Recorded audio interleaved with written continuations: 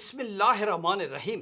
السلام علیکم ناظرین، میں ہوں جی ایم جمالی اور آپ دیکھ رہے ہیں ڈیجیٹل کے سب سے بڑے چینل نیوز پاکستان کا پروگرام اے ٹو زی۔ ناظرین، اہم خبر ہے کہ پاک افغان سرحد پر افغان طالبان اور فتنہ الخوارج کی بلا اشتعال جاریت کے بعد پاکستان آرمی کی جانب سے بھرپور جواب دیا گیا ہے۔ سیکورٹی ذرائع کے مطابق پاک فوج نے آپریشن غضب الحق کے تحت افغان طالبان کی بلا اشتعال جاریت پر بھرپور کارروائیاں جاری رکھی ہوئی ہیں۔ پاک فوج نے چمن سیکٹر میں افغان طالبان کی متعدد چوکیوں کو تباہ کر دیا ہے، جبکہ افغان طالبان کی سرشان، المرجان، ایدی پوسٹ، گاڑی اور دیگر تنصیبات کو بھی کامیابی سے نشانہ بنایا گیا ہے۔ سیکورٹی ذرائع کی جانب سے کہا گیا ہے کہ سیکورٹی فورسز کا دفاع وطن کے لیے عزم غیر متزلزل ہے۔ دہشت گردوں اور ان کے سرپرستوں کے عزائم خاک میں ملا دیے جائیں گے۔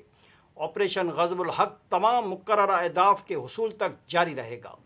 دوسری جانب وزیر خزانہ محمد اورنگزیب کا کہنا ہے کہ پاکستان کی معیشت بہتری کی جانب گامزن ہے۔ پاکستان میں میکرو استحکام ہے۔ اسلام آباد میں E U Pakistan business forum سے خطاب کرتے ہوئے محمد اورنگزیب نے کہا ہے کہ جی ڈی پی 4% تک رہنے کی امید ہے۔ مارچ میں کرنٹ اکاؤنٹ $1 ارب سے زائد سرپلس رہا۔ وفاقی وزیر کا کہنا ہے کہ ہماری تحصیلات مارچ میں $3.8 ارب رہیں۔ روشن ڈیجیٹل سرمایہ کاری اہم ذریعہ ہے۔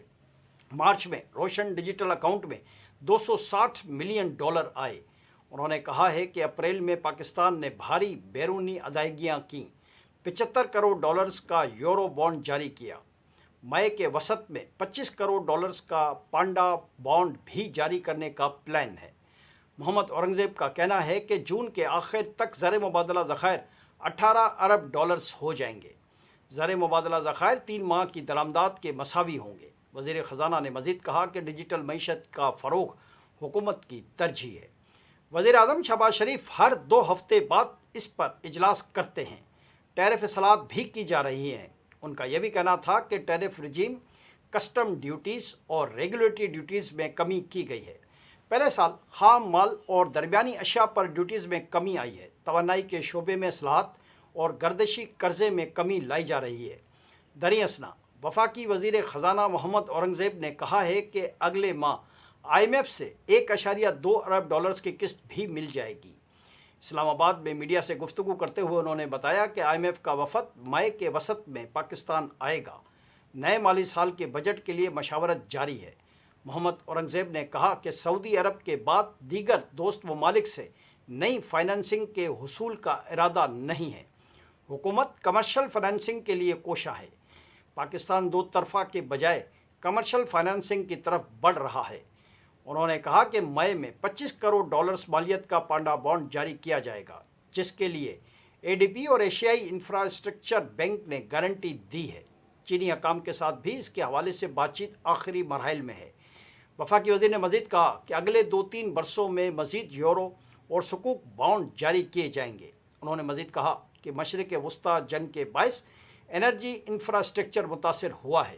علاقائی کشیدگی کے باوجود پاکستان میں کھاد اور فوڈ سیکورٹی کا کوئی ایشو نہیں ہے۔ وفاقی وزیر خزانہ نے یہ بھی کہا کہ جنگ کے باوجود ترسیلات متاثر نہیں ہوئیں۔ یو اے ای سے ترسیلات زر پر منفی اثر نہیں پڑا۔ دوسری جانب امریکہ میں پاکستان کے سفیر رضوان احمد شیخ نے کہا ہے کہ دنیا سمجھتی ہے پاکستان ڈیل کرا سکتا ہے۔ میڈیا سے گفتگو کرتے ہوئے انہوں نے کہا ہے کہ پاکستان مشرق وسطی میں اہم کردار ادا کرتا رہا ہے۔ رضوان احمد شیخ کا کہنا ہے کہ پاکستان نتیجہ خیز صورتحال پیدا کرنے کی کوشش کر رہا ہے۔ پاکستانی سفیر نے کہا کہ پاکستان کو چین، روس، ترکی، یورپی یونین کا اعتماد بھی حاصل ہے۔ انہوں نے کہا ہے کہ یہ صرف ہماری سفارتی حیثیت نہیں جو سامنے آ رہی ہے، اس میں دفاعی صلاحیت کا بھی اہم کردار ہے۔ رضوان احمد شیخ نے مزید کہا کہ پاکستان نتیجہ خیز صورتحال پیدا کرنے کی بھرپور کوششیں کر رہا ہے اور اپنی صلاحیتیں بروکار لا رہا ہے۔ پاکستان مشرق وسطی میں اہم کردار ادا کر رہا ہے اور آئندہ بھی کرتا رہے گا۔ انہوں نے کہا کہ پاکستان امریکہ، چین، روس، ایران، خلیج ممالک، ترکی، مصر اور یورپی یونین کا اعتماد لے کر ہی ثالثی کا کردار ادا کر رہا ہے۔ ناظرین، دوسری جانب وائٹ ہاؤس کے ایران سے متعلق میڈیا کے ذریعے سفارتکاری مسترد کر دی گئی ہے۔ وائٹ ہاؤس نے واضح کیا ہے کہ امریکہ ایران کے ساتھ مذاکرات میڈیا کے ذریعے نہیں کرے گا اور اپنے موقف پر بدستور قائم ہے۔ وائٹ ہاؤس کی ترجمان اولیو ولا ویلز کے کہا ہے کہ امریکہ پریس کے ذریعے مذاکرات نہیں کرے گا۔ ہم اپنی سرخ لکیروں کے بارے میں واضح ہیں اور صدر ڈونلڈ ٹرمپ صرف ایسا معاہدہ کریں گے جو امریکی عوام اور دنیا کے لیے بہتر ہو۔ ان کا یہ بھی بیان ایک ایسے وقت میں آیا ہے جب امریکی حکام ایران کی جانب سے آبنائے ہرمز کو دوبارہ کھولنے اور جنگ کے خاتمے سے متعلق تازہ تجاویز کا جائزہ لے رہے ہیں۔ رپورٹ کے مطابق امریکی حکام کا یہ بھی کہنا ہے کہ ایران کی قیادت نے اپنے مذاکرات کاروں کو ملک کے جوہری پروگرام پر کسی قسم کی رعایت دینے کا اختیار نہیں دیا، جس کے باعث کسی مفاہمت یا وسیع تر امن معاہدے تک پہنچنے کی کوششیں مزید پیچیدہ ہو گئی ہیں۔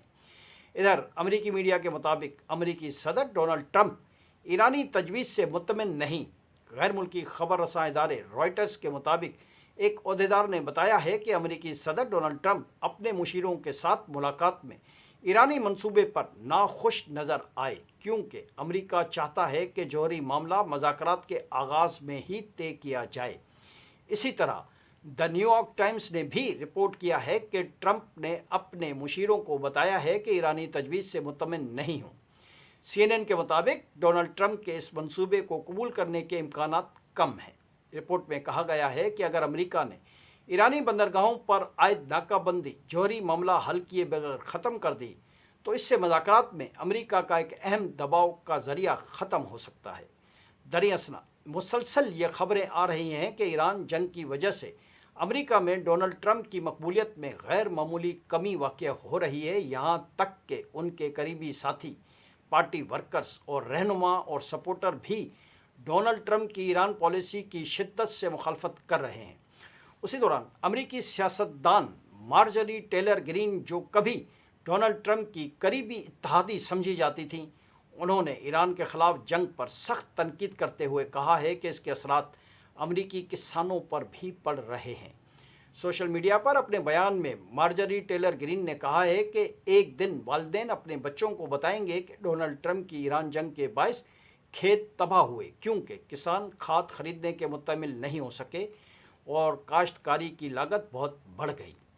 یہ بیان امریکی فارم بیورو فیڈریشن کے ایک سروے کے بعد سامنے آیا ہے، جس کے مطابق تقریباً 70% امریکی کسان مطلوبہ مقدار میں کھاد خریدنے سے قاصر ہیں اور اخراجات کم کرنے کے لیے فصلوں کا رقبہ کم کرنے کا ارادہ رکھتے ہیں۔